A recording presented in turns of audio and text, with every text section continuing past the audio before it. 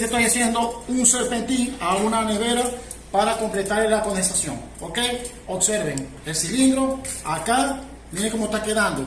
Lo van envolviendo así, simple y llanamente. Ok, y les va a salir muy estético.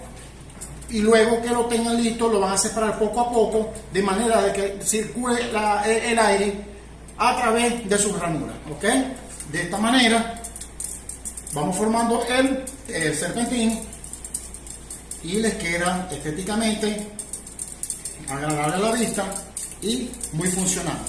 Espero que les sirva y ya saben, suscríbase y mano arriba, le dan like para seguir produciendo estos videos interesantes.